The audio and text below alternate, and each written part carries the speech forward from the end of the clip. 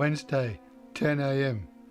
There's 3 more RSVPs, says my mother, ambushing me in our thin apricot hallway. Lexi 3, Craig, and his fiancée, Shona. Bingo! I roar, registering the name Lexi 3 with relish. Now I can invite the Gumleys. I finally have my Burley. Oh yes, and your father's getting off early to help look for a suit. I don't need a suit. You're too old to look like an urchin, says my mother. 10:15 a.m. Can't see Mr. Gumley's green jag. No sign of Dick or Mal. So now is a good time to invite the Gumleys and return the dress. The longer I keep the dress, the more likely it is I'll do something weird with it. I notice it's a size 10, so I'd certainly give it a stretch, getting it over my swimmer's chest. 10:20 a.m. Mrs. Gumley's car is where it usually is. No green jag. 10:25 a.m. Mr. Price's Venetians bend down. 10:27 a.m. The sight of Mr. Gumley's shiny green jag really takes the wind out of my sails. It's in that blind spot at the top of the drive. If we had a second story, I could see the front yard, and I wouldn't get caught like this. I go to turn back, but a man working in their garden sees me. To come halfway up their driveway, then turn back when someone sees me would be suspicious. So I push on. The Gumleys' drive is steep. Maybe that's why so many rich men die in their 50s. Their driveways are too steep. I'm glad our driveway isn't steep. With my father's blood pressure the way it is, he'd be dead by now. I haven't stood at the Gumleys' front door in 6 years. I ring the doorbell.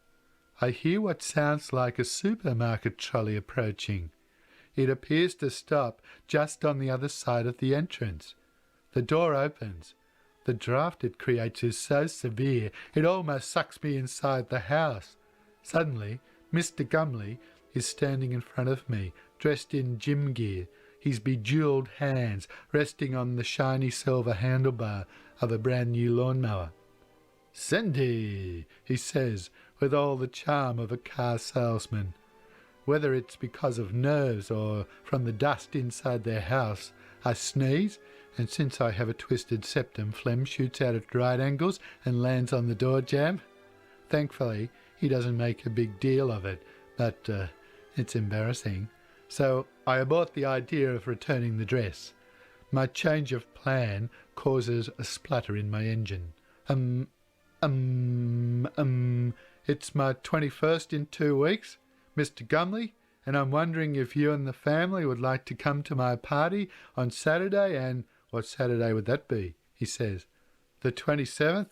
Yeah, I'd love to. Thank you. No, thank you, Sandy. Gee, that was easy. Despite the fact Mr. Gumley is standing in front of me with his hands resting on a lawnmower. Lexi 3's coming, Craig. Everyone will be there, I say, trying to make what's already agreed to sound even more attractive. The lawnmower sure makes an interesting obstacle. Tell the boys too, I say. Of course, he says. Sometimes it's harder to end a conversation than it is to start one. It's not far to go, eh? I say. Won't get breathalyzed, he says. So, the 27th, eh? Yeah, the 27th. I echo. Good.